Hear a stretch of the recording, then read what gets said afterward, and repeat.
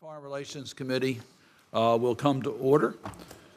This hearing deals with the conflict and climate change are driving our global security issues, so I want to thank our witnesses for this food security hearing. Today, more people are desperate to find the next meal. More families are choosing to migrate in search of food. More children are going to sleep hungry.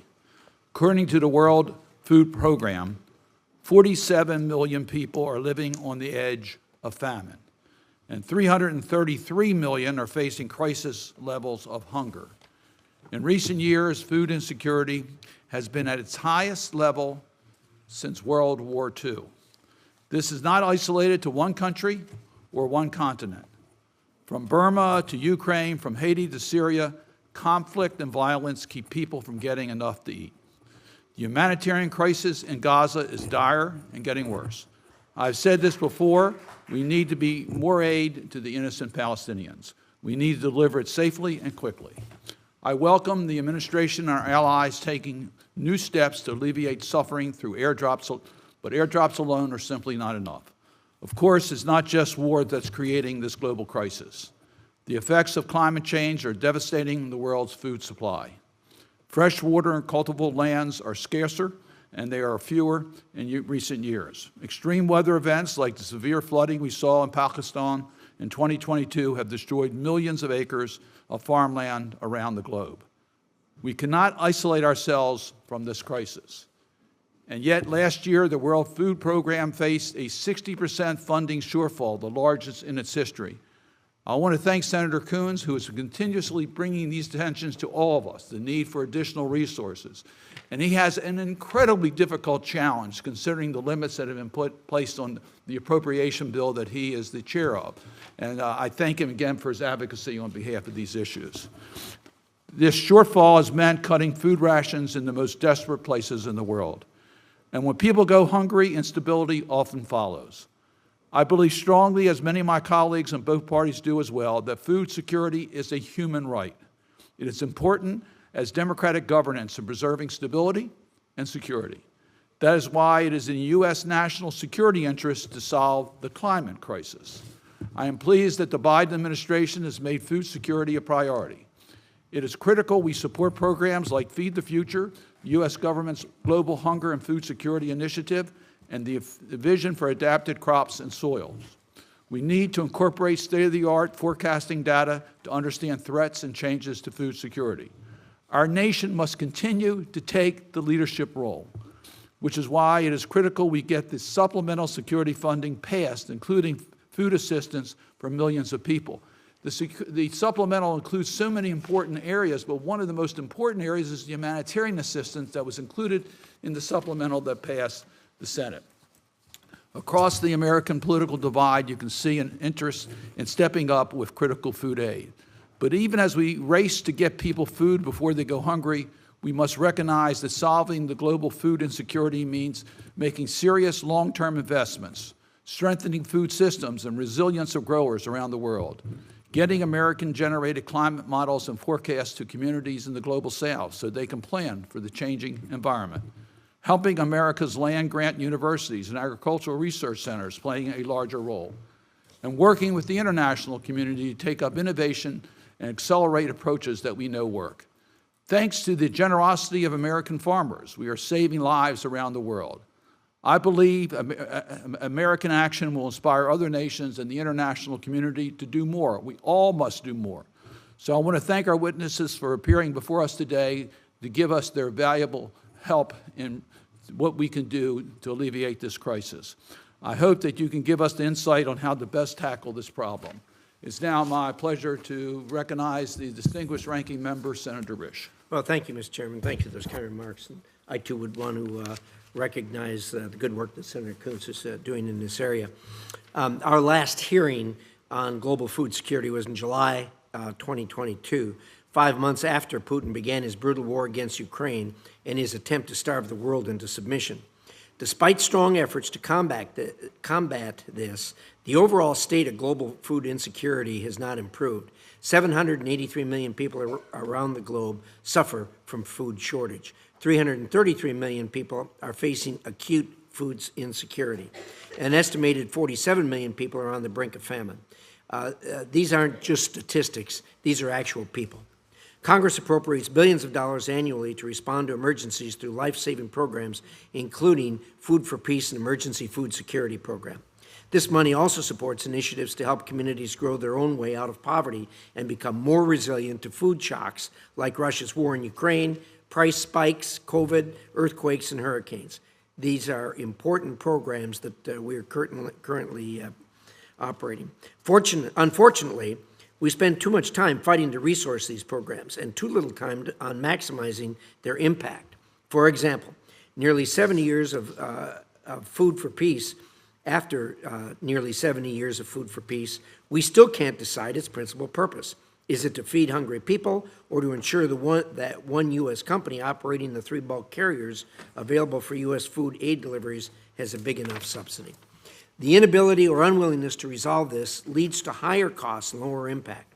It also drives well-intentioned advocates to push new legislative ideas or workarounds that only add more layers of bureaucracy and undermine efficiency. Let's be clear.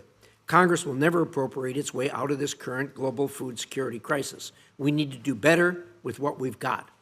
First and foremost, countries receiving aid must do more to address the drivers of food insecurity within their own borders. This includes resolving conflicts, governing justly, combating corruption, and removing the barriers that impede economic growth and trade.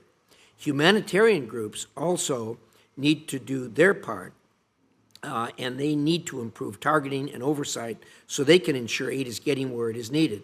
They must do more to protect aid from being diverted by armed groups, criminals, governments, or the implementers themselves. Wide-scale adoption of technology that can improve targeting and verification, including biometrics, is long overdue.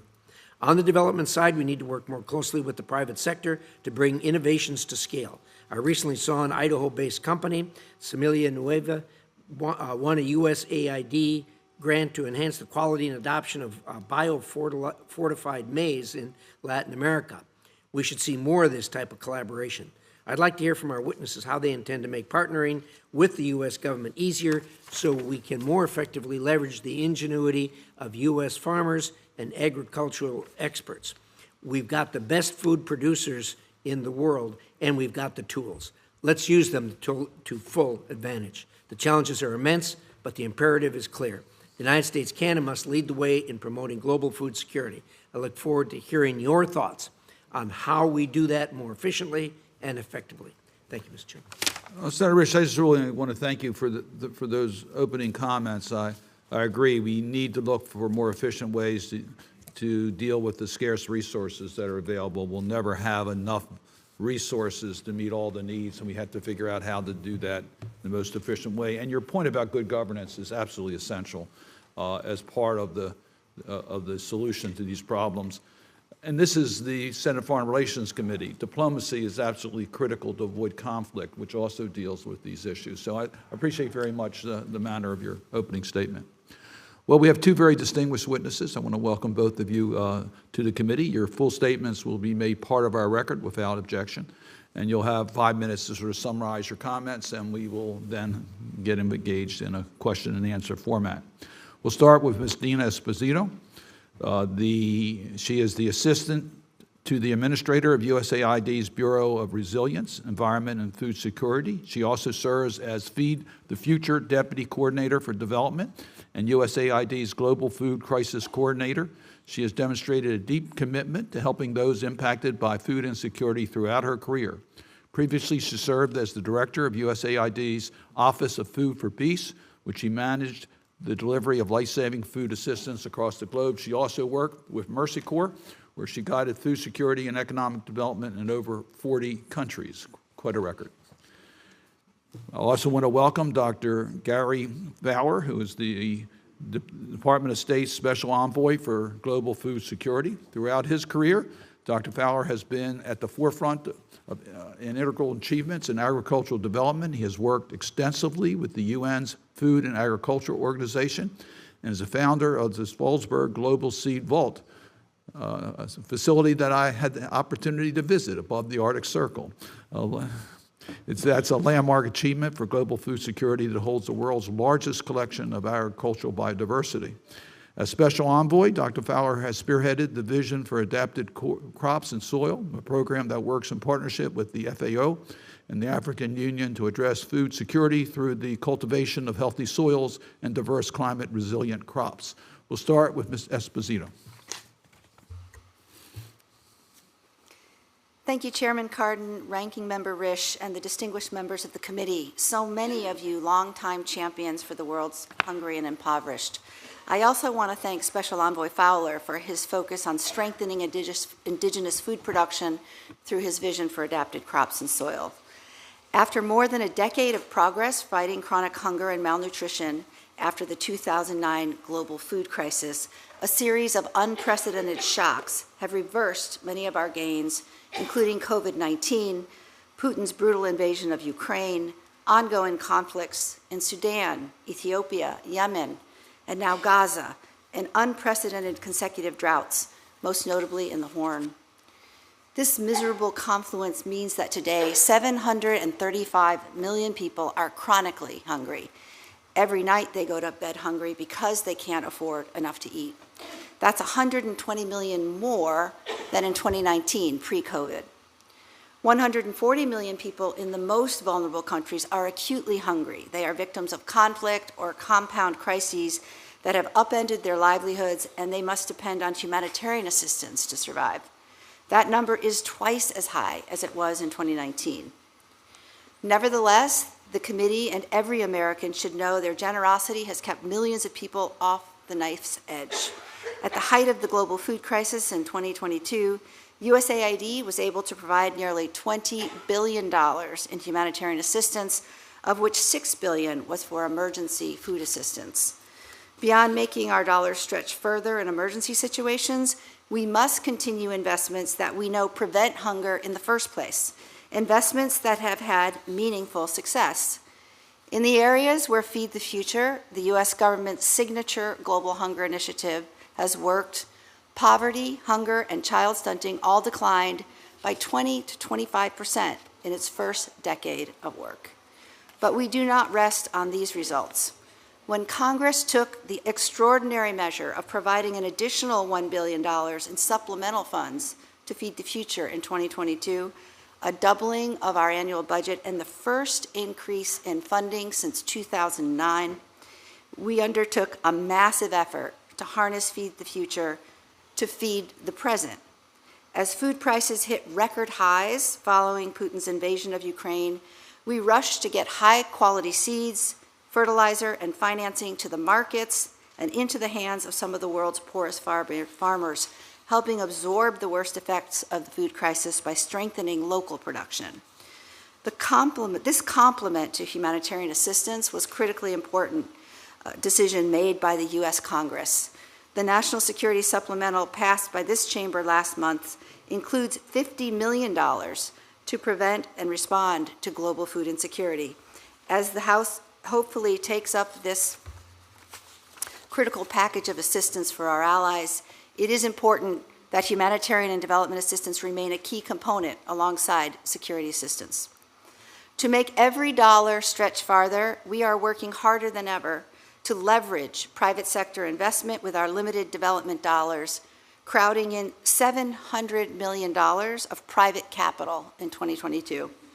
By tapping into the expertise and supply chains of companies like J.R. Simplot from Idaho or McCormick Spices in Maryland, we are helping open new markets for American businesses and smallholder farmers at the same time. We also partner to generate and scale innovation with a special focus on women who often comprise the majority of farmers where we work and yet lack access to the same information and services as men. These efforts connect us to 70 partners in the United States across 42 states and 16 innovation labs. And we're doubling down on Feed the Future's core mandate, which is to concentrate bilateral investments in several countries that we know are most in need and best poised for regional agricultural-led economic growth. Already, we have identified a subset of Feed the Future target countries in Southern Africa that, with adequate investment, we feel could give rise to a new regional breadbasket for the continent. While we're heartened by the progress we've made and optimistic about what our reforms will yield, we should again be clear-eyed about the circumstances the world faces. A strong El Niño weather pattern has fueled weather disruptions that are spiking needs in some parts of the world. Just last week, Zambia declared a national emergency following a month without rainfall.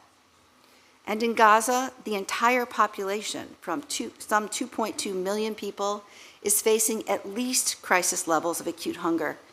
Administrator Power just returned from the region, where she joined President Biden, Secretary Blinken, and other administration officials in continuing to stress the importance of expanded humanitarian access as part of an overall sustained effort to scale up the amount of life-saving aid we're getting into Gaza. After decades of progress, the downturn in global food security and nutrition security is indeed concerning. But the truth is, without American leadership and continued bipartisan support, it would be far worse. Looking forward, bending the hunger curve downward will require us to better anticipate rather than only react to future shocks and continue to make long-term agricultural investments, enhancing our own economic well-being and fostering a safer and more secure world in the process. Thank you for your continued partnership, and I look forward to your questions. Thank you very much for that testimony. Dr. Fowler? Chairman Cardin, Ranking Member Risch, distinguished members of the committee. Notwithstanding a dramatic decrease in media attention, we still face a global food crisis. Conflict, extreme weather, supply chain disruptions are major factors, and there are others. Food systems are complex. Everything from farm to fork has to operate as it should. Thus, there are many components to address if food insecurity is to become food and nutrition security. At the food production stage, there are conditions that every farmer wants and needs. Good fertile soils and appropriate fertilizers, seed varieties that are adapted to the environment, the climate, and the market, water, and functioning markets and access to those markets. Trade is critical. The majority of countries in this world are net food importers. We live in a highly interdependent world. What happens in one small country, one small corner of the world, a conflict, a drought, a crop pest, a poorly thought out policy, rarely stays there. Early in my career, the failure of the anchovy crop off the western coast of South America was, believe it or not, one of the major triggers of a global food crisis. Everything seems to be connected. Historically, the most successful way of increasing food production was to increase cropland. But in the 1980s, for the first time, global per capita food supply increased without an increase in cropland. We thus entered into a new era where producing more with less sustainably became the imperative. There are many challenges to overcome. We have a clear and pressing humanitarian reason for wanting to try. We also have self-interest. We all want to live in a peaceful world. The problems associated with global food insecurity are beyond what any individual country can solve or be expected to solve. But the way we choose to engage makes a difference. The United States is in a unique position to lead. This is an area of comparative advantage for us. It's where our strength lies. We can lead with programs such as the Feed the Future program and others that you'll hear about today. We can lead with technology, with research, and good old-fashioned know-how. We can lead with analysis and strategy. We can lead with diplomacy. Most of all, perhaps, we can lead with ideas, with our American values, and with our commitment. Thank you. Thank you very much for that testimony. I'm going to start the round of questioning with the point, Dr. Fowler, that you concluded. and that is conducting on our values. Autocratic governments have an asymmetric arsenal to attack our democratic systems of government. We saw in Russia's case the use of oil and gas as a weapon of war to try to intimidate other countries. We now see that in regards to grain. They have disrupted Ukraine's grain exports. We've made some progress in that regard, thanks to the international efforts and the courage of the Ukrainians. But the grain supply from Ukraine has been very much disadvantaged. Russia, on the other hand, has increased their exports over the last 3 years by about 30% in its grain, offering it, particularly in Africa, at low cost or in some cases free. So I just really want to get your view as to how what Russia is doing in Ukraine and the use of its grain diplomacy, how that's affecting the stability of the world's food supplies, and again, making Russia more aggressive in their use of this weapon. Thank you, Mr. Chairman. Obviously, Ukraine was one of the top 5 exporters of a number of important commodities. Russia is also a top exporter. And you're correct that, that Russia has seized some of the market that they, in fact, have destroyed for the Ukraine. The exports in Ukraine are up year over year, but I think it's always a little bit problematic to compare one year to the previous year because of the kinds of differences that occur in production year over year. What we can see is that production in the land area in Ukraine devoted to agriculture is down from pre-war and pre-COVID levels. I think when I've taken a look at what Russia has done in Ukraine, it of course has been really hard to fathom the kind of destruction that's been wreaked on that country and the impact that that's had globally. Yes, markets adjust price-wise, but what we can't adjust to is the decrease in the production coming from that war in Ukraine. It is a crime against and a war on food security. I'll just note that in all of my many years of working in this area, I've been privileged to see a number of projects and initiatives that the United States has undertaken in developing countries in recent years through the Feed the Future program, for example. I have never in all of my years actually seen a Russian agricultural development project in a developing country. Perhaps they exist. I haven't seen them. Ms. Esposito, I want to call out how our other countries in the world are responding to this crisis. U.S. is the largest donor nation. I know other nations are doing incredibly important work in regards to this crisis. Other countries are not. Can you just give us a report of where we can be more effective in putting a spotlight on those countries that should be doing more in regards to this crisis? Thanks, Senator Cardin, for that question. You are right that we see the United States continuing to lead on the humanitarian response, covering roughly 45% of the UN World Food Program's budget. We continue to call for more support from around the world to support the UN World Food Program. On the development side of the House, I think we're seeing some glimmers of new partnerships that are trying to address some of the underlying causes of the food crisis. Secretary Vilsack and USDA are leading a global call to action to invest urgently in more climate-resilient crop research, and they have generated over 500 partner commitments from other governments and from the private sector, some $17 billion of commitment. So we want to continue to use those kinds of platforms to drive more support.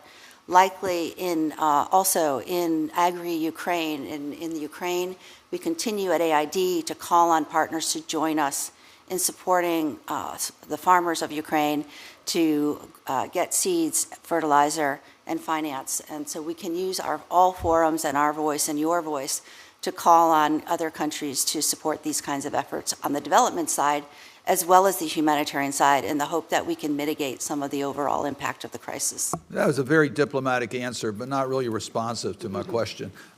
What I'm going to ask that you supply to us are the numbers, Okay. so that we can see what countries are doing. We'll make our own judgments based upon that, but there are certainly countries that should be doing a lot more, and we believe in putting spotlights on those countries. It's one thing for us to ask our taxpayers to do more, and we do, and to get more resources, but it's also important that the global community respond to the food crisis that we have, and we need to have from you the objective information so we know where to put our attention. Senator Risch. Thank you, Mr. Chairman. Ms. Esposito, let me ask of you first. You know, we've got countries that are facing hunger and food insecurity at a very, very high level, but also are accompanied in those same countries with endemic corruption perpetrated at really the highest levels. And a couple of poster children for that are Zimbabwe and South Sudan.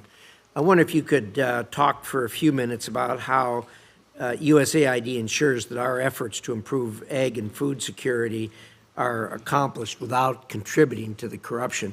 I mean, look, we're all trying to do the right thing here, but I'll tell you, it is tough when you run into these kinds of examples. So can you talk a little bit about that, and as specifically as you can?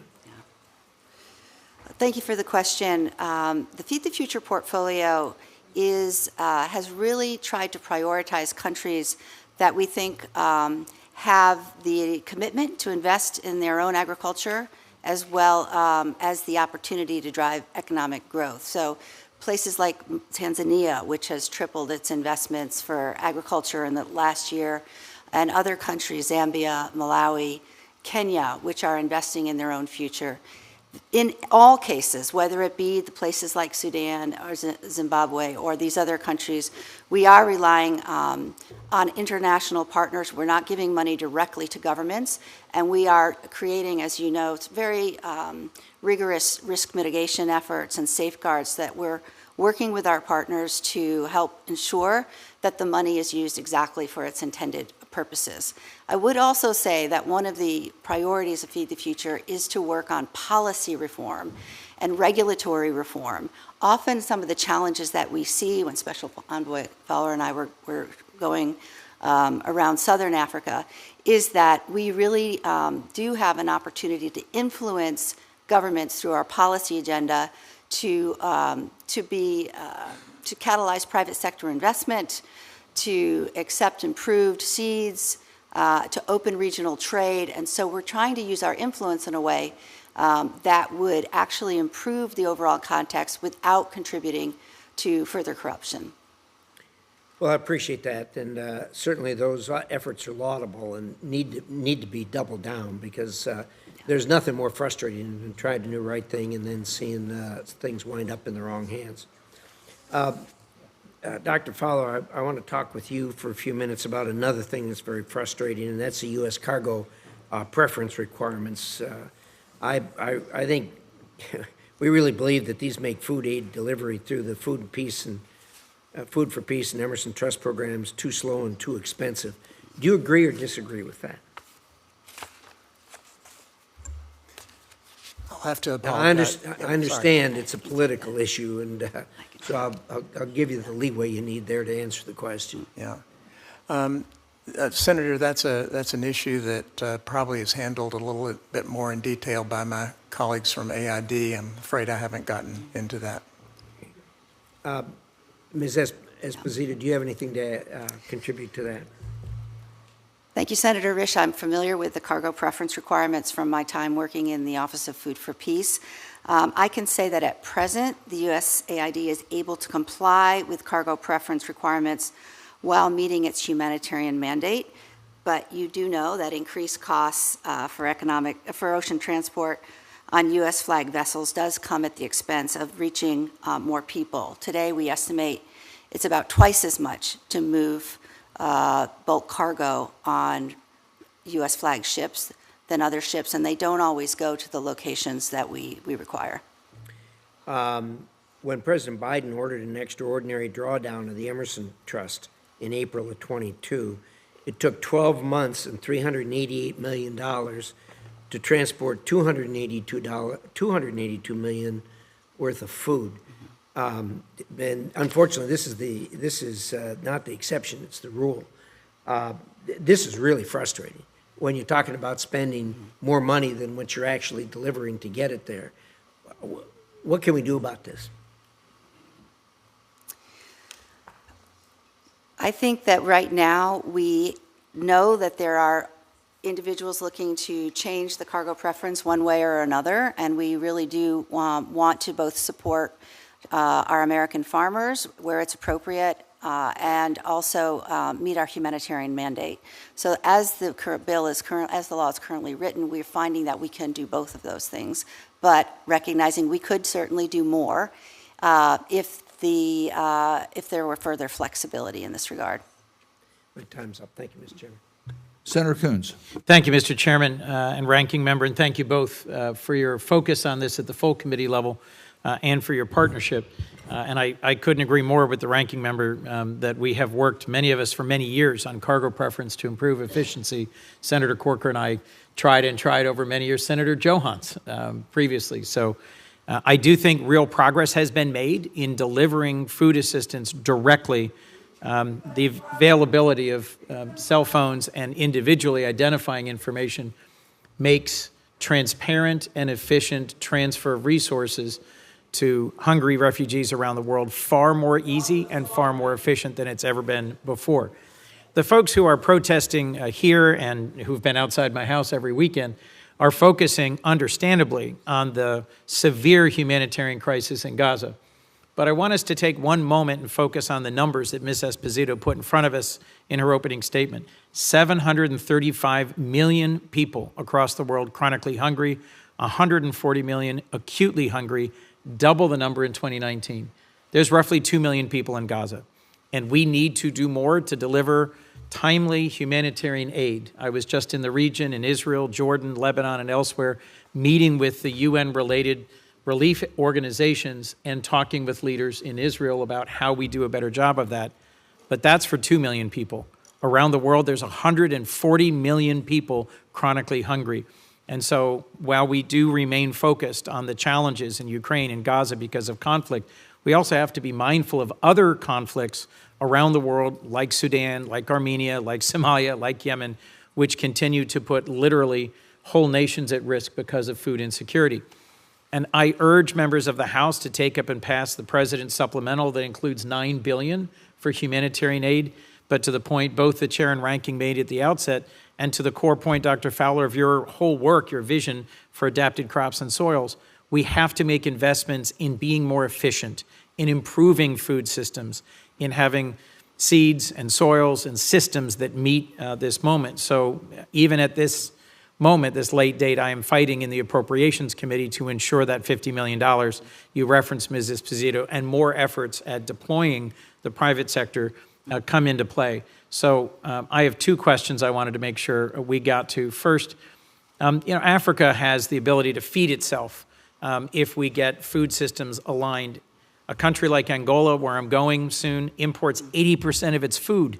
A country like Zambia, which is going through a drought, could be the breadbasket of the whole region. The global food security strategy has had a huge impact on smallholders and SMEs, but we need to do more to mobilize the private sector, which is the engine of opportunity for post-farm gate, for everything that is grown and produced on a farm then leaves and has to be processed and stored and distributed. Do you agree we need to do more to support emerging investment opportunities, as you referenced, Ms. Esposito, for larger scale agribusiness that can complement smallholder farms and to rationalize and modernize the farm systems of the developing world? Thank you for the question, Senator. Increasing public-private partnerships is actually at the forefront of the new global food security strategy. It's always been important to us. We generated $700 million in leveraged private sector money in 2022, and we're aiming for closer to $900 million in the coming years. Some of the examples of that work, Special Envoy Fowler and I saw in Zambia, where an American company, Pyxis Agriculture, was working with an innovation lab, an American innovation lab, to develop improved seeds, both soybean varieties that were quadrupling yields for some farmers, as well as peanut varieties. They, in turn, we have invested in helping to de-risk their investment, and they, in turn, are using over 150,000 farmers to contract farm. So there you have a really nice linkage between smallholder farmers and the goals and ambitions of commercial agriculture. The same I'm is about true- to go to Zambia, and I look forward to Great. talking with you in more detail about that, if I could, with the forbearance of the chairman. Senators Graham and I have introduced legislation to create an international foundation for food security. The whole point of it is to provide blended financing tools that would catalyze investment, not to compete with Feed the Future, but to complement it. Do you think that blending financing tools, credit, risk insurance, first loss guarantees, could help scale your efforts, and Dr. Fowler, complement your efforts with smallholder farmers to leverage larger agribusiness investments? Thank you for the question. We are really grateful to you, Senator Coons and Senator Graham, in the fight against hunger, your vocal protestations on the state of the world, and your leadership in constantly looking for new ways of doing business. We are really fortunate to have your passion and engagement on this. We have provided some general comments, and we, in general, are very supportive of the vision behind the Global Food Security Foundation bill. We really would like to sit down. We haven't had a chance to sit down with all of you and go through the details so that we can really work on ensuring that things are mutually reinforcing and complementary. But certainly this idea that we can do more to crowd in private sector is absolutely on point, and we think there's a way to connect these two efforts for leverage.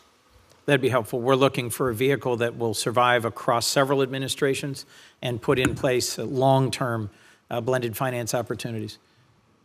Mr. Chairman, would you allow Dr. Fowler to briefly answer? Doctor? Thank you. I'll be brief. The programmatic elements that you mentioned are indeed some of the missing pieces that we often see in Africa and other continents for scaling up the kinds of technologies we have and for getting the private sector involved. So those are important things to highlight. Thank you for doing so. Well, I'd look forward to a chance to meet with both of you to hammer out some of the details to make sure we can move forward in a timely way. Thank you for your forbearance, Mr. Chairman, and thank you to both of our witnesses for your very long, engaged, determined, and effective advocacy on behalf of the world's hungry. It's great to see both of you. Thank you. Senator Shaheen. 3% of the U.S. military budget would feed the world. Thank you, Mr. Chairman. I think this is probably first for Dr. Fowler, because in your closing comments, you talked about the way we choose to engage makes a difference to the world, and that we can lead with diplomacy. But one of the areas where the United States is not positioned to help is where we don't have ambassadors on the ground who can advocate. And as Senator Coons just pointed out so eloquently, there are more than 140 million people on the African continent facing acute food insecurity. Without addressing that, we'll see the number of displaced people across the African continent increased. It's already 40 million. But we don't have an ambassador to the African Union. We don't have ambassadors in 8 other countries on the continent where food insecurity, many of them where food insecurity is a real issue. And, by the way, in those countries, our adversary, our biggest competitor, the People's Republic of China, do have ambassadors who have been on the ground operating. So can you talk about how the absence of our ambassadors hinders our ability to respond to the needs of our partners with respect to food security? Thank you, Senator. You're indeed correct. We have gotten a tremendous amount of support from our missions in Africa. They are hampered when the leadership at the top when an ambassador is not present. And you're correct in saying that China is quite active in Africa. We've seen that. One of the issues that really troubles me the most is that in Africa, 80% of the people in sub-Saharan Africa cannot afford a nutritious diet. There are a number of causes behind that, but this is an area where we need leadership, both from here in Washington, but also on the ground through the missions to make the kind of programs that my colleague, Ms. Esposito, has mentioned actually function properly. And I would also take the opportunity to mention that in the last 50 years, our public sector agricultural R&D budget, inflation adjusted, is about the same as it was 50 years ago today. In the interim, China has far outpaced us in its public sector R&D funding. I think it went from less than 1% in 1980 to now 23 or 24%. We are less than 20. This has historically been our comparative advantage, and so much of the agricultural research and development that we've done, both aimed towards developing countries, but also internally in the United States, has inured to the benefit of Africa and other developing countries. We need to keep up that comparative advantage as well. I would certainly agree with that, and I failed to point out, as I was talking about the lack of ambassadors in Africa, that sadly what's holding up those ambassadors are our colleagues on the other side of the aisle. Ms. Esposito, despite women playing a crucial role in feeding their families in the world, they often eat last and they eat least. In fact, last year, 84.2 million more women and girls were hungry than men and boys worldwide. So can you talk about how USAID structures the food security programs to try and address that disparity between men and women, and what we're doing to help ensure that women are engaged in all aspects of food insecurity?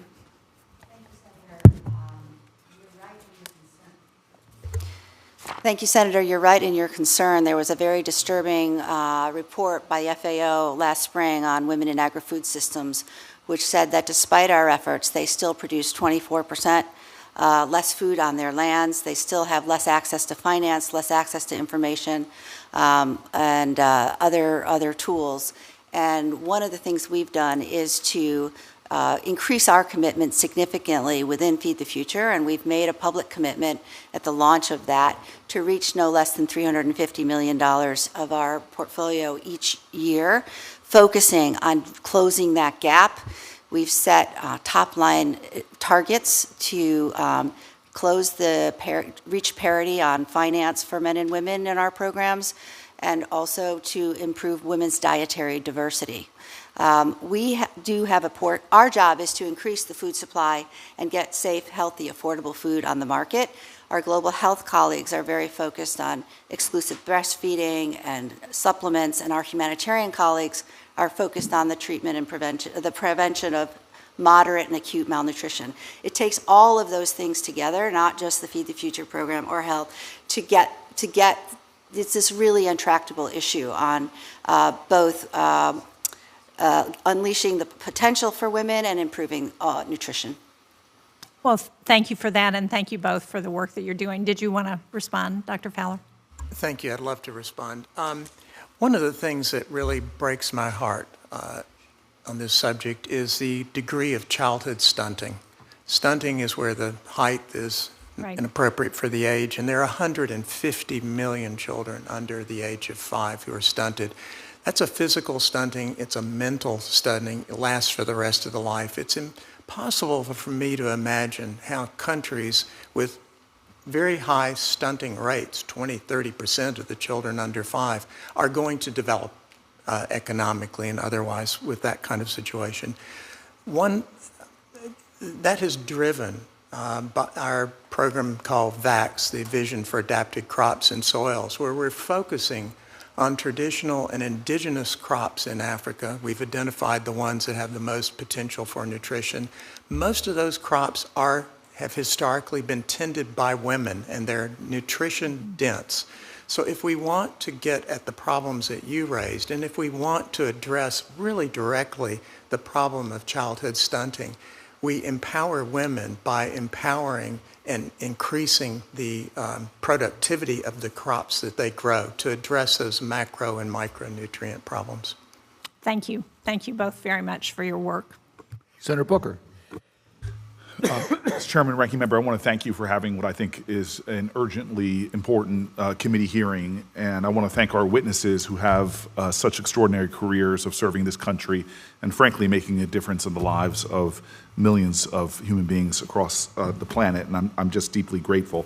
I want to reiterate your question, Ms. Cardin, that you didn't quite get an answer to. Maybe we can write just about how opportunistic it is for us, or the opportunities that are presented to us to engage with leaders from other countries, from the Middle East to Europe, to be able to know which countries to really target in our conversation about raising their burden. We had an extraordinary meeting. Senator Coons was there with ambassadors from European Union, and really a frank conversation about the resources that they can do, and a shift of millions of dollars one way or the other. We know what it makes a difference on the ground. So any, in writing, any kind of help you can give us with that. I want to reiterate what Senator Shaheen said, perhaps not for you all, but having just come back from East Africa, and seeing the difference that leadership makes, not having ambassadors in Djibouti, not having ambassadors in Somalia. I mean, it is powerful how much an ambassador makes a difference in the details of negotiating with countries who find it a sign of disrespect when we have these positions vacant. And for us not to have a leader in the African Union is absolutely absurd at this point. And then finally, for some of my questions, I just want to get back to where Senator Coons was leading with his questions, because I think it's so important. You know, the UN Food and Agricultural Organization is, to me, I've learned in over the last years how critical it is. It works with the World Food Program, but FAO typically focuses on longer-term activities detailed by my friend Senator Coons.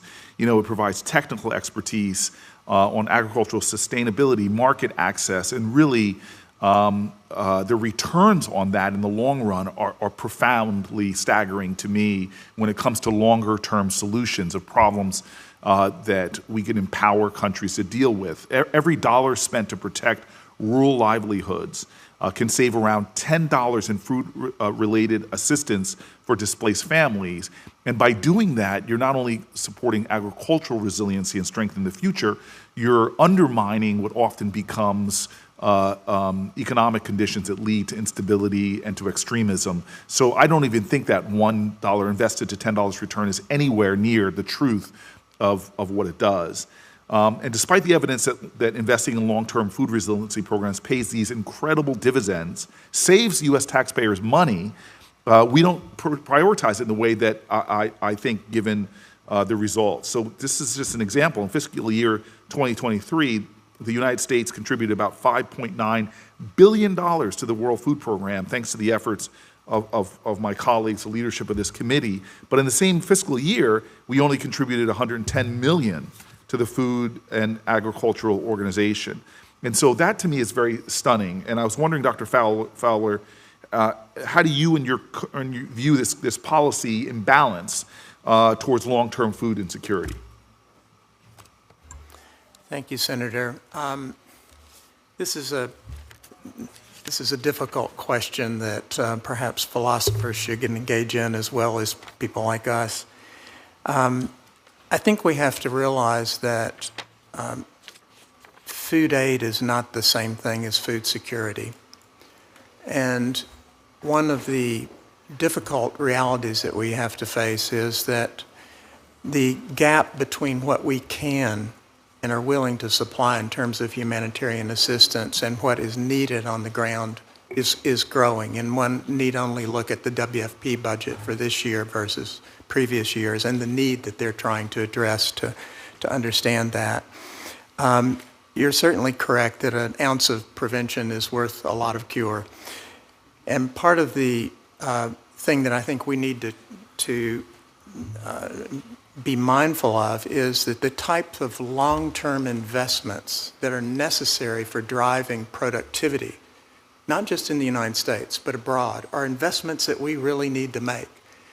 There was a report that was done for BIFAD, the Board for International Food and Agricultural Development for USAID, just a few years ago, that pointed out that the agricultural R&D budget that is of ours that is focused on foreign agricultural research and development actually pays net benefits to U.S. farmers.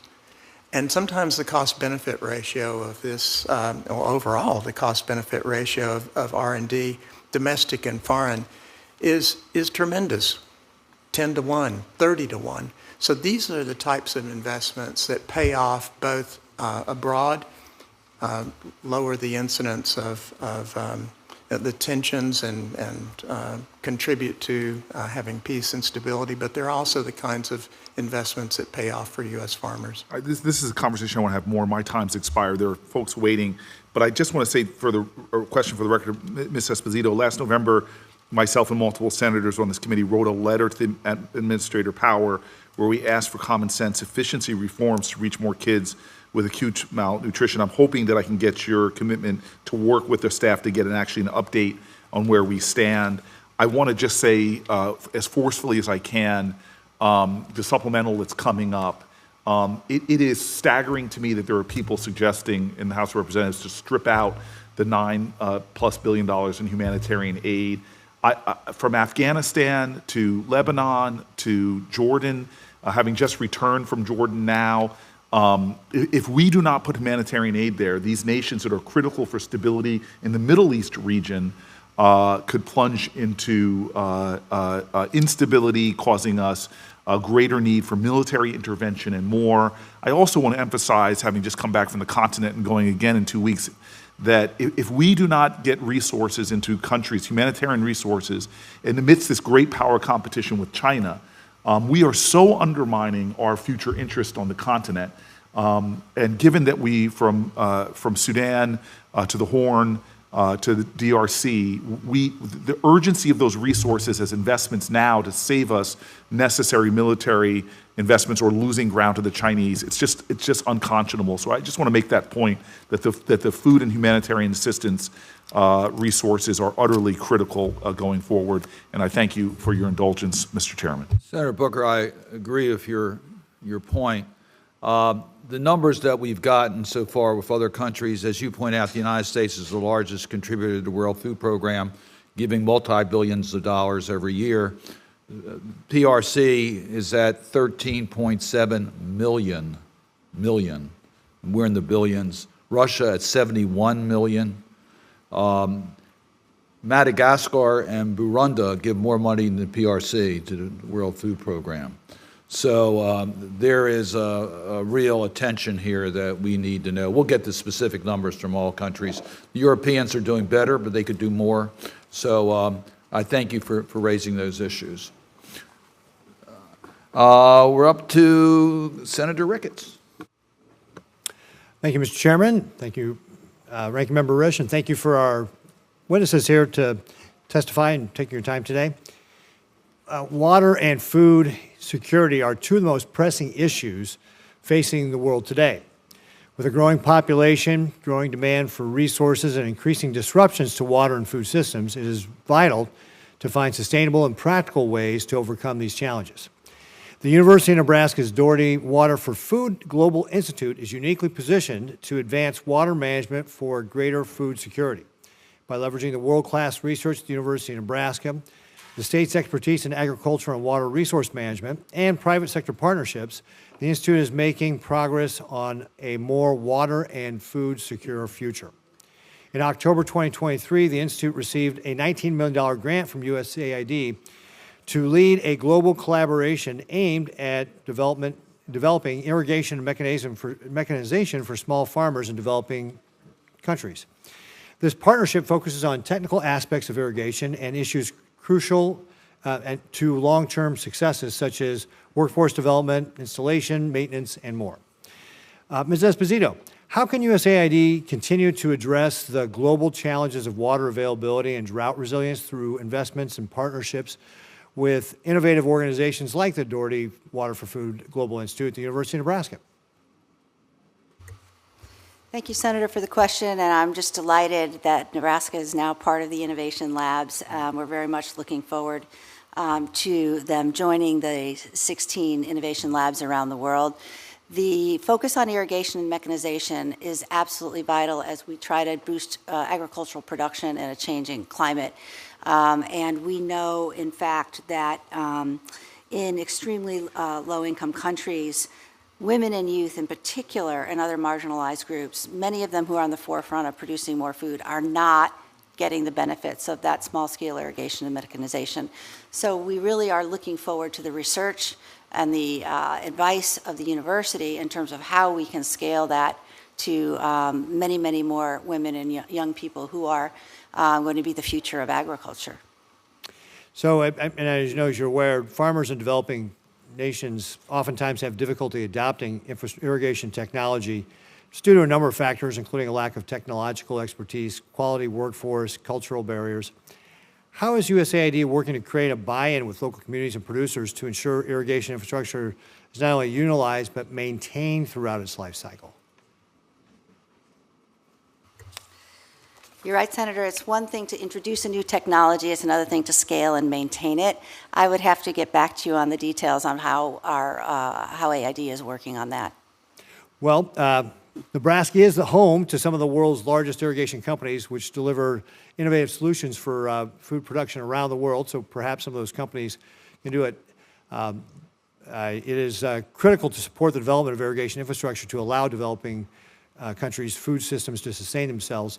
About 80% of all the world's center pivot irrigation equipment is actually manufactured in Nebraska.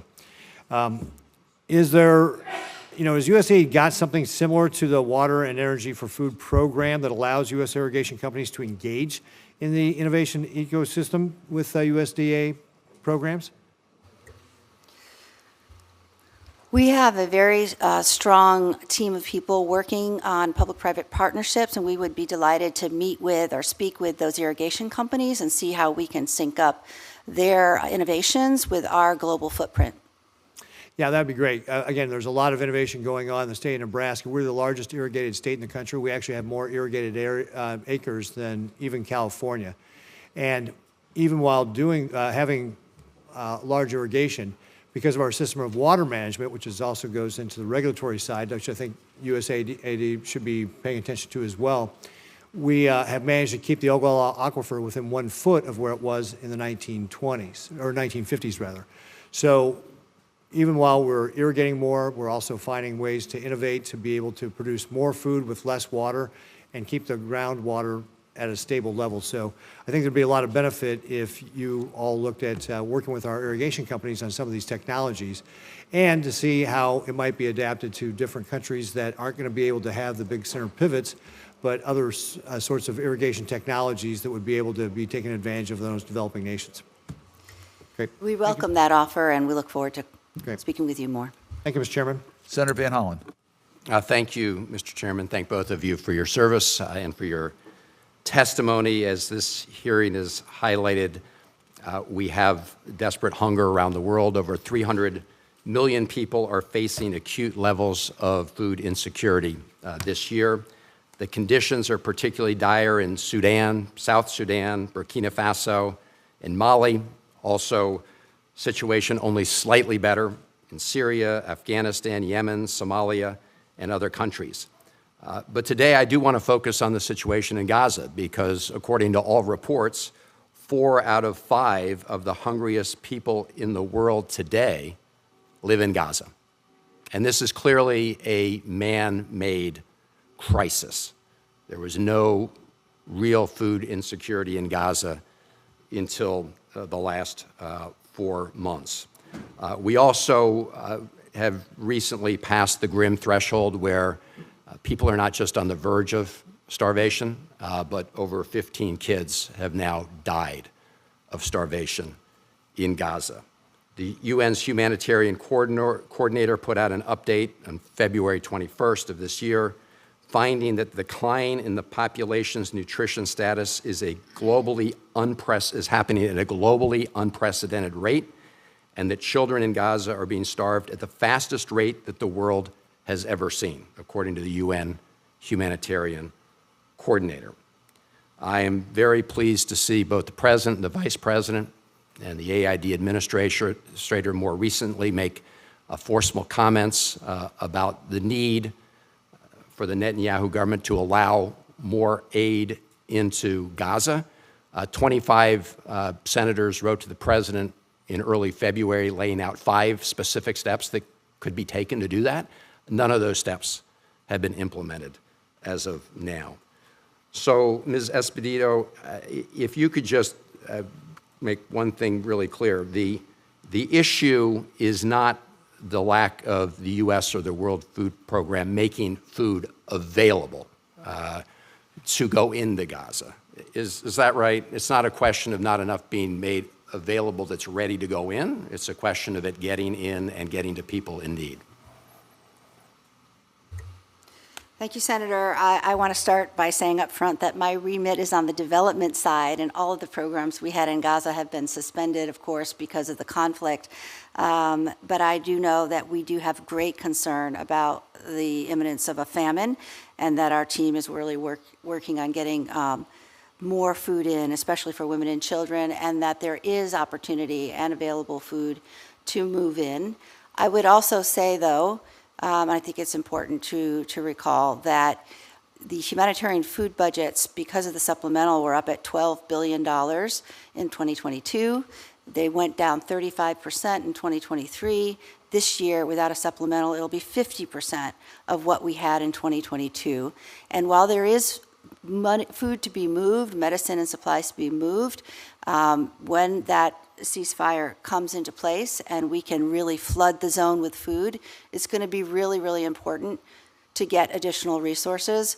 Right now, our Bureau for Humanitarian Assistance is estimating that in some of the most difficult places in the world, from Ukraine to Sudan to South Sudan, 40 to 60% reduction in the amount of humanitarian food assistance the U.S. government can provide in the absence of additional resources. I second the comments that Senator Coons made, and I'm sure the chairman probably emphasized and others that we absolutely have to get the humanitarian assistance from the supplemental to address these issues worldwide. Dr. Fowler, you're an expert on food security and nutrition, and I'd like for you just to talk a little bit about the long-term impacts of malnutrition and going without food for kids. UNICEF's Ted Chapin, who's the Deputy Executive Director for Humanitarian Action at UNICEF, pointed out, and I quote, that the international community has, quote, been warning for weeks that the Gaza Strip is on the brink of a nutrition crisis. If the conflict doesn't end now, children's nutrition will continue to plummet, leading to preventable deaths or health issues which will affect the children of Gaza for the rest of their lives and have potential intergenerational consequences. Do you agree that that can be a consequence of kids being deprived of nutrition? Yes, I do. As you know, the UN has estimated that 90% of the population in Gaza continues to face acute food insecurity, and this has an impact first and foremost on children and of course women as well. We know that early interventions for childhood nutrition pay benefits for the entire life of the person.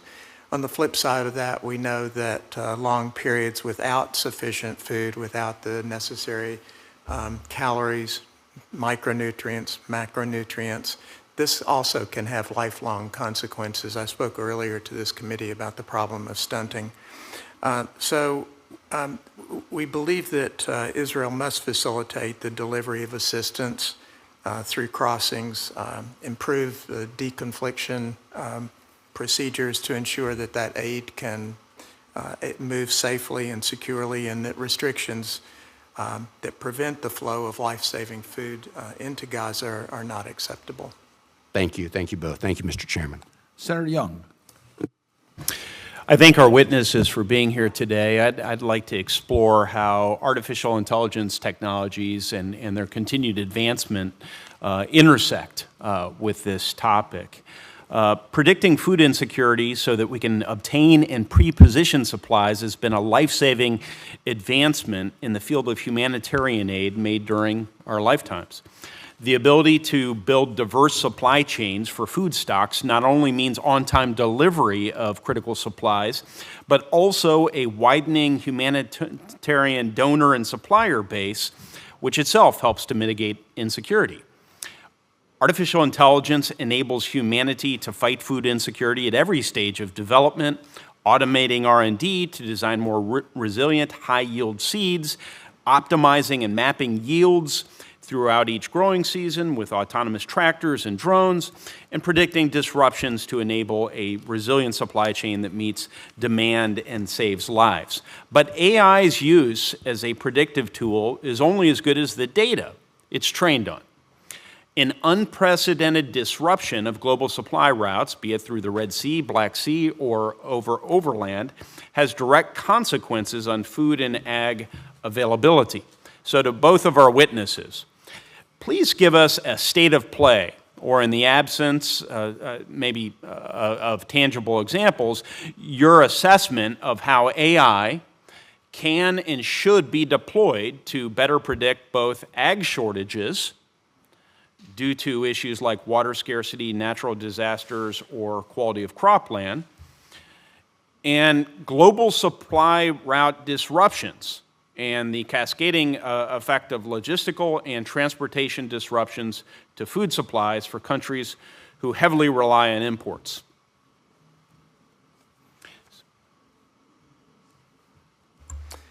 I'll begin. Senator, thank you for that most interesting question. I think I'm too old to be an expert on AI. But we've recently had the occasion to use AI in some of our work with some interesting results. We, in the VAX program, the Vision for Adapted Crops and Soils, we focused on 60 traditional and indigenous crops in Africa that had a lot of potential for adding nutrition. There wasn't a lot known about those crops. We used AI and found, I think, an astonishing 180,000 pieces of information that otherwise couldn't have been found, and that could now be assembled and used to map out where those crops can be grown, what kind of nutrition they can add. Similarly, on the soil side, I'll say that there is a huge challenge in Africa to map and model the soils of Africa. If you're going to have a productive and sustainable system of agriculture, you have to know, as a government, where your good soils are, where to promote agriculture, where not to, and what kinds of crops to promote, and as a farmer, what kind of practices to promote as well. We take that for granted. In the United States, we have GPS-linked tractors and combines, for instance. That doesn't exist in developing countries. But using AI and other technologies, we can begin to model what satellite data we do have, model the soils without the necessity of going to each individual, sometimes 1- and 2-acre farm, to take soil samples and begin to give the farmers the kind of information that we take for granted here. And to your point about the quality of the data going into such a system, through cell phone use, through apps, you can get now, even in Africa, recommendations at the farm level of how you could best practice agriculture and use the soil information, but you can also feed back information into the system to improve it. Thank you for your thoughtfulness. It was a long sort of lead-in to the question. You unpacked it, I thought, quite elegantly. So let me just ask you, since my time's somewhat limited, what, if any, resources from Congress could assist you in adopting AI technologies or integrating AI-supported predictions into your analysis of what may be the next food insecurity crisis? What should we do to help you? Yeah. And if you'd like to sort of take that question under advisement and get back with me, that's acceptable as well, because I think you will soon see members of Congress attentive to and poised to act as it relates to artificial intelligence across every area of policy making. And the sooner we can incorporate some of the functionality of AI into decision making and other facets of alleviating food insecurity, I think probably the better. Thank you. We'd be pleased to have a little time to think about that and get back to you. Great. Appreciate the question. Thank you. Let me just acknowledge Senator Young's leadership on the AI issue and really challenging all of us, particularly every committee, to look within our jurisdiction as to how we can advance America's leadership on AI applications. And I must tell you, I never thought about AI in regards to dealing with world hunger, but clearly there is a major role it can play. And if there's impediments by law in our international efforts, that's in our committee's jurisdiction, and we want to make sure when there's an opportunity to move an AI bill, which the leadership is very committed to doing, and Senator Young is playing a key role in that, that we address those issues. So, Dr. Fowler, if you will get back to us, not only to Senator Young, but our committee, if there's legislative issues that could be made more friendly towards the application of AI, and of course the resource issues are also very much within our committee's jurisdiction. So we would appreciate getting back. And Dr. Fowler, Senator Risch and I took a little bit of umbrage with your use of the age as affecting AI. Just want you to know that. Senator Kane. Thank you. I'm going to ask most of my questions about Haiti, but I did want to ask one question about Gaza. My memory isn't what it used to be. I don't recall during my time in the Senate the U.S. Doing significant airdrops of food. Is this unusual? When was the last time we did airdrops of food like this?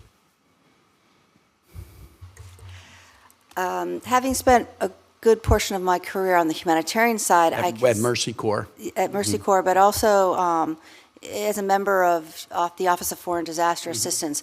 One of the places where airdrops, unfortunately, became sort of a mainstream part of the agenda was in South Sudan. Operation Lifeline Sudan, during those war years, was a regular, unfortunately, and expensive way to address communities that were completely cut off. No roads, heavy rains, and so it became a seasonal activity, but it is always one of last resort.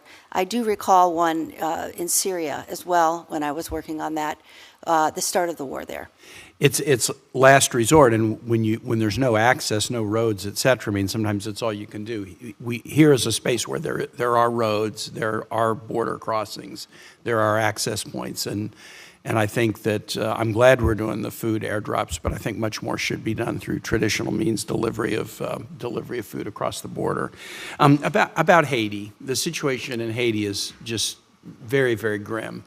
And I think there's some things that I hope we might do in this committee and in the Senate. We haven't had a confirmed ambassador to Haiti since 2021. Dennis Hankin was nominated in May of 2023, and we still haven't acted on that nomination. Second, we have approved funding for the multinational security force in Haiti that will be led by the Kenyans, but those dollars have not yet been released by the Senate. And I would just ask to the chair and ranking, I would love to work with you on this issue because it was extremely difficult to get the Kenyans to stand up and say they would lead a multinational security effort, and yet they did stand up because of the U.S. Indication that we would be providing funding for it. And that funding is withheld right now, and that really threatens whether the Kenyans will be able to do what they have agreed to do in tandem with the Haitian government. So I hope we can work on the committee, both on the getting an ambassador, but also on getting the multinational security support mission up and funded, because this is not just about hunger and instability in Haiti. It's 700 miles from the United States, and we've seen some of the challenges around migration and immigration are driven by instability in Haiti. But turning to the food security issue. The World Food Program says that food insecurity impacts about half the population in Haiti, making it one of the most food insecure countries in the world, certainly in the hemisphere.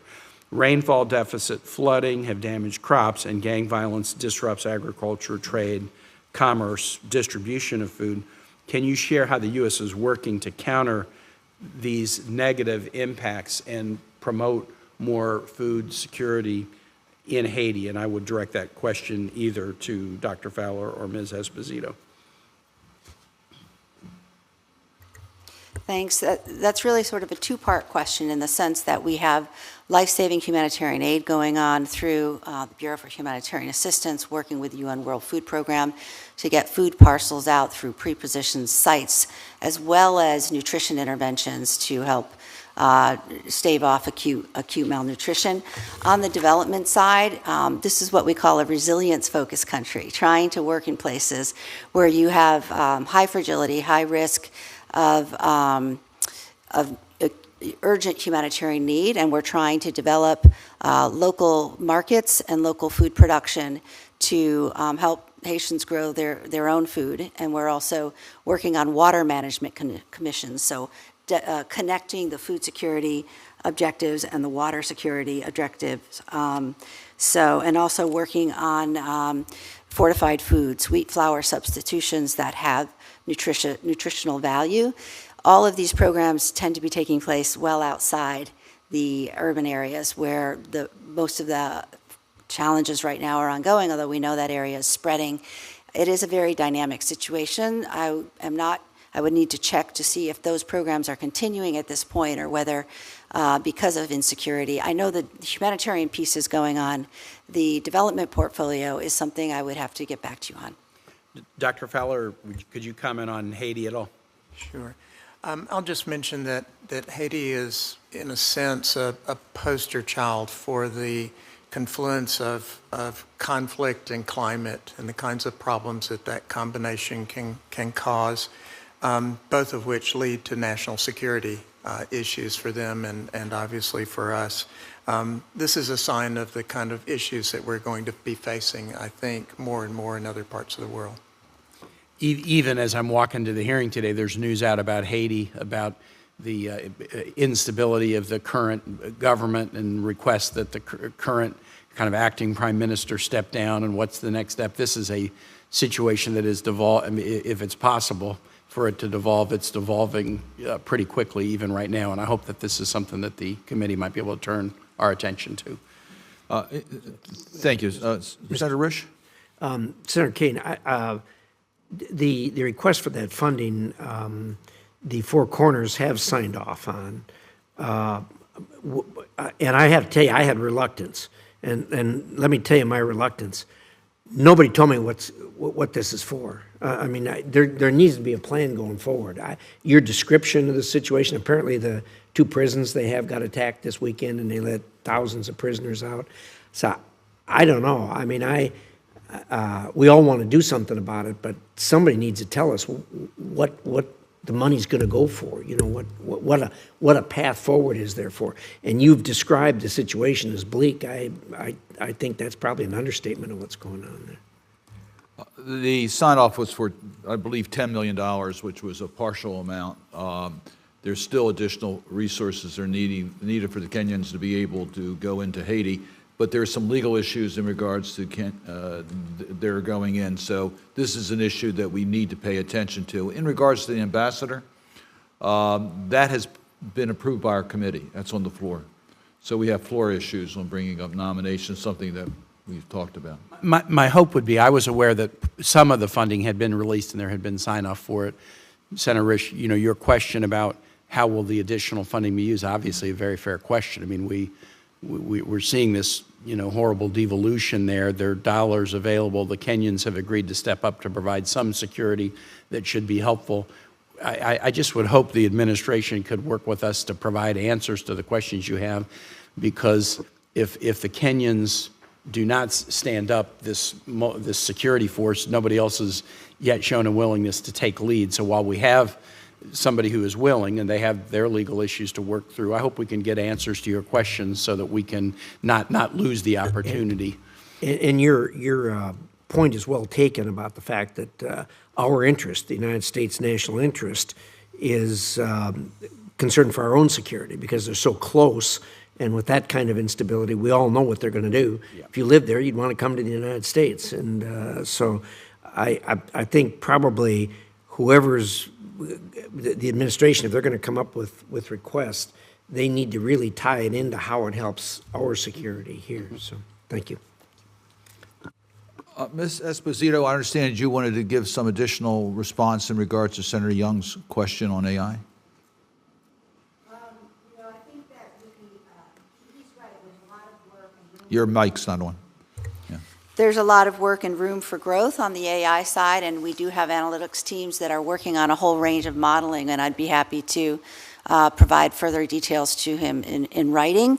I do know that one of our innovation labs at Pennsylvania State is using AI now as part of our agenda to really help farmers cope with a changing climate. As it gets warmer and hotter, we see ever more pests and diseases emerging in farmers' fields, and we have AI tools that are being used. People can access them on their mobile phone to very rapidly identify what that pest or disease is and get immediate advice on how to treat it.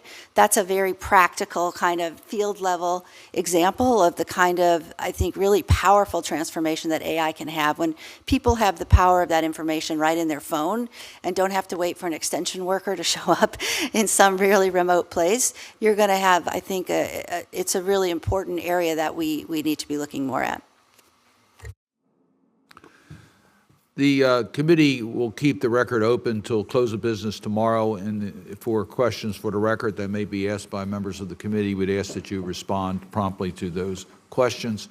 And we thank you very much, not only for your being here today, but what you do every day to deal with this human rights challenge that we have globally. Clearly, U.S. leadership is indispensable. We need to do more, and we need to get others to do more. And we have to find more efficient ways to do our work, and technology can certainly help us solve some of these challenges. With that, the hearing will be adjourned. Thank you all very much.